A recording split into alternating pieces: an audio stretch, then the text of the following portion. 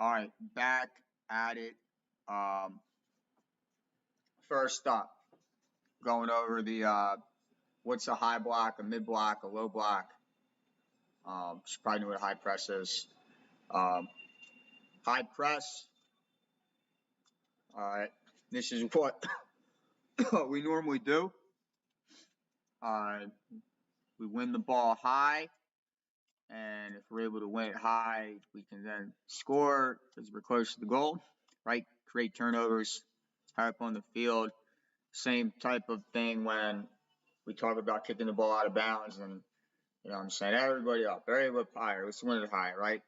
That's the point of a high press. That's the pro of a high press. Downside and the risk of a high press is the more players you have up, the more space in between them. Kind of like as you see here, you might have one defender and one striker up here. This player could possibly send a long direct ball, bypassing the entire defense above the air, sending it into space. This player runs onto it, and now we have a 1v1 situation in a whole half of the field. Example of that is something like right here. This was from the third game versus Freehold. Right here, the black team is in a press. It's got decent organization, man-to-man marking here, but everybody's up. I don't think Matt really has an angle in this situation to get the ball over in this end. But if somehow he's able to create one and send it down this way in the space, Colby's got this entire half field to work with. Yeah, there's some ways you could slip it in here to Ralphie, slip it out to David, some combination play we would get by the opponent that way too. A couple different ways we could do it, but yeah, in my opinion, it's really hard to not take this matchup, striker, defender, because even the defender is really good. Asking him to defend a striker 1v1 in this amount of space is a tough ask.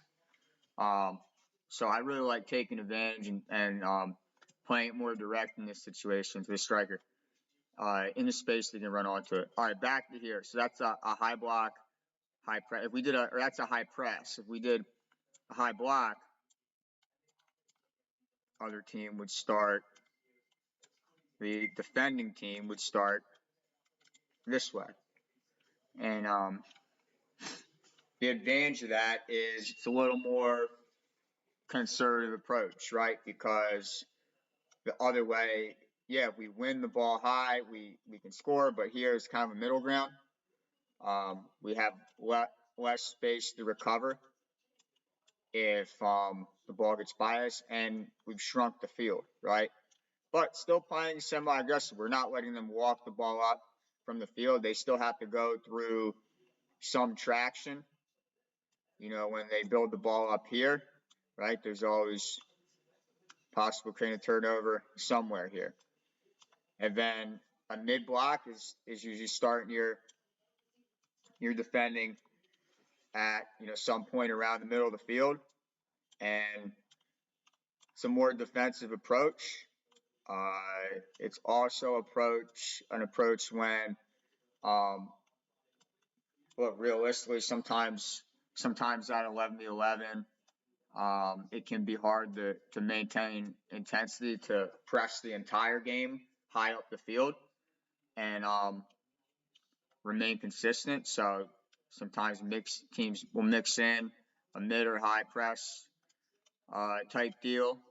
But again, we're having less space right behind us. So we've shrunk the field to this point now. We've shrunk the field in half. So in theory, if there's less field that we have to defend, more or less reduced space, it's easier to defend.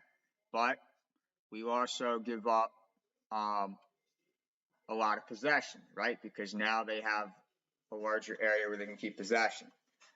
And then a low block is just what it sounds like. Everybody would come down. Sometimes this is, you'd hear this called like parking the bus, and everybody be back. Everybody back again.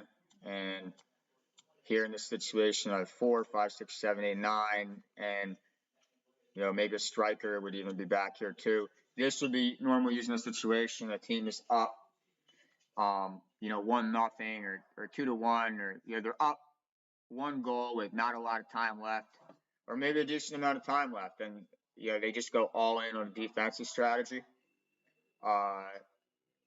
Or maybe it's a counterattacking style team, and their style is to win the ball down here and then have a race all the way up the other way with the other team. This is what happens here. We got Como Juventus. Como's not a team that plays a low block. Only reason they're in it in this situation, everybody's back, is because it's a corner kick, but is a great example of a excellent counterattack. So that's why I wanted to show it right here. They're going to win the ball, and then it's a race to the other end. I don't know what Juventus were thinking with these uniforms, but that's what they wore, and this is just absolute clinic that Como's going to put on here. Well done. All right.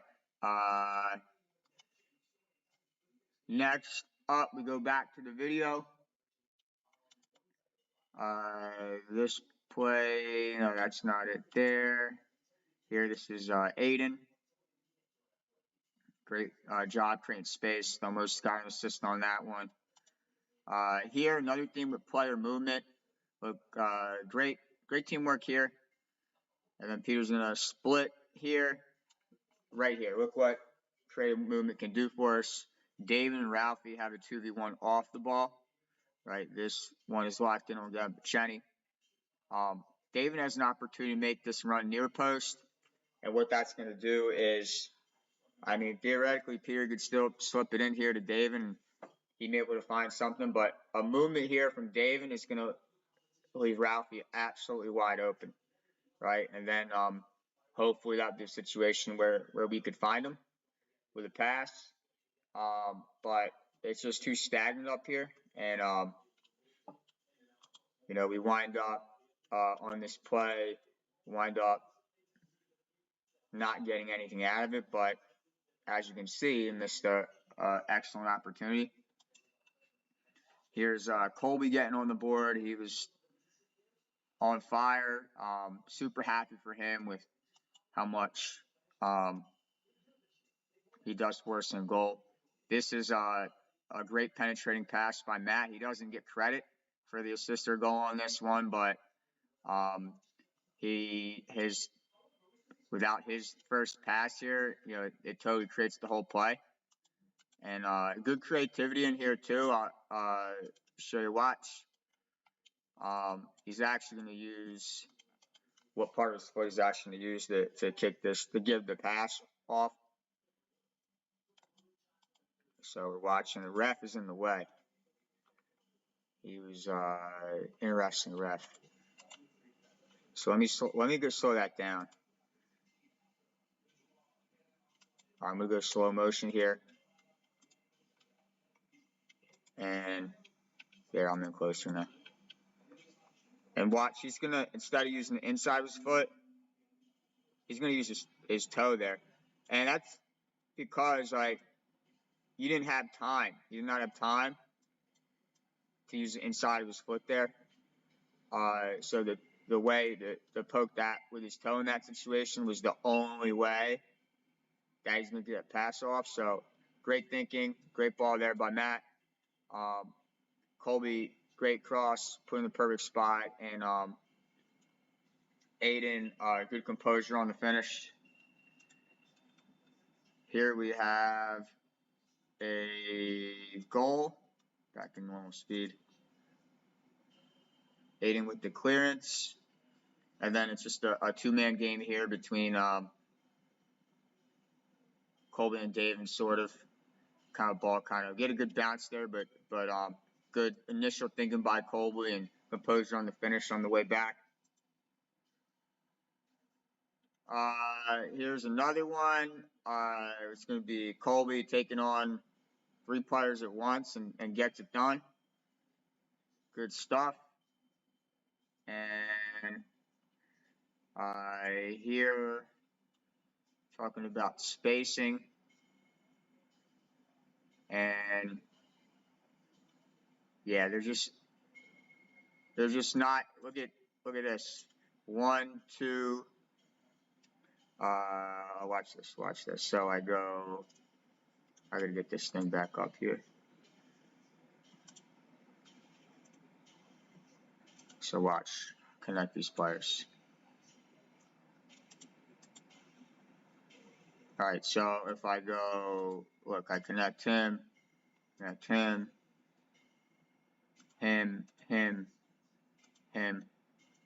Look, this is the issue. Back up here. Everybody, when I talk about, we're so narrow, right? Look at this line. Tells it's a cool tool. I just figured out how to use this, but it tells us how far apart we are from each other. But the bigger difference is the width, right? Using this way. Look, we're not using any of the space here or out there. So not ideal in this spot. And yeah, look, it's just a straight line in the middle of the field only. All right, next one here. Have another goal by Colby again. Good stuff.